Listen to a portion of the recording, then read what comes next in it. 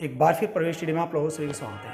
इस बार आपका अपना टॉपिक है हिंदी, और हिंदी में आज आपको वो दिए गए हैं जो किसी भी यूट्यूब चैनल ने आपको अब तक नहीं दिया है। यानी इतना डिटेल में एक ही टॉपिक में इतना मटेरियल अगर आप लोग इसको तैयार कर लेंगे तो यूपी पुलिस में, यूपीएसआई में, चंडीगढ़ पुलिस में, बिहार पुलिस में और अदर स्टेट राज्य में यूपीएससी में हर बार यहाँ से क्वेश्चन छपेगा। अरे छाप दो आप भी माइंड में, क्या गया आप लोगों का। तो देखते हैं राजभाषा की बातें। तो भारत की वर्तमान राजभाषा हिंदी है। भारत की वर्तमान राजभाषा हिंदी है।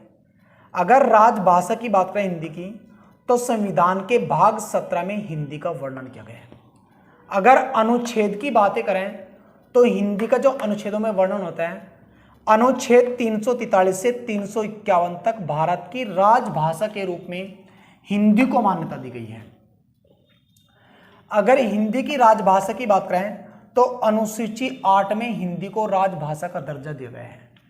वर्तमान में हिंदी में भाषाओं की कुल संख्या, वर्तमान में जो राजभाषाएं हैं उनकी कुल संख्या 22 बताई जाती है, परंतु मूल संविधान में जो भाषाएं थी उनकी कुल संख्या 11 थी। संविधान के अनुच्छेद 343 से 351 तक जो राजभाषा बनाया गया है उसका वर्णन कैसे कैसे हुआ है तो आप यहां चेक करें जो डिटेल में है, और एग्जाम के लिए बड़ा इंपॉर्टेंट है। अनुच्छेद 343 में जो हिंदी थी उसे संघ की राजभाषा कहा गया था, और जो हिंदी का जन्म हुआ था वो देवनागरी लिपि भाषा से हुआ था। वैसा सही लिपि देवनागरी होता है और पढ़ा जाता है देवनागरी लिपि भाषा। तो संघ की जो राजभाषा थी वो हिंदी थी, और हिंदी संविधान के 343 अनुच्छेद में वर्णित है। उसके बाद 344 अनुच्छेद में राष्ट्रपति द्वारा राजभाषा आयोग का गठन किया गया था। संविधान के 344 के द्वारा राष्ट्रपति के द्वारा राजभाषा आयोग का गठन किया गया था।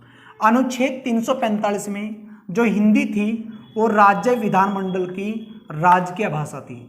अनुच्छेद 345 के साथ हिंदी को राज्य विधानमंडल की हिंदी को राजकीय भाषा का दर्जा दिया गया था। अनुच्छेद 346 के अनुसार जो भाषा थी हिंदी, तो भाषा संबंधी प्रावधान किए गए थे। यानी किस राज्य में कौन सी भाषा होगी और कैसी भाषा होगी, उसके राजकाज की भाषा कैसे होगी। जो हिंदी में 346 में प्रावधान दिया गया वो राजकाज की भाषा का प्रावधान दिया था। अनुच्छेद 347 में राज्य की जो द्विभाषा दी जाती है, तो किस राज्य में द्विभाषा पद्धति का चलन किया। जैसे उत्तर प्रदेश राज्य की 2 वर्तमान राजकीय भाषाएं, एक आपके पास हिंदी पहली और दूसरी आपके पास उर्दू राजकाज की भाषा है। उत्तर प्रदेश राज्य की वो हिंदी के अनुच्छेद 347 के तहत इसका वर्णन किया गया है।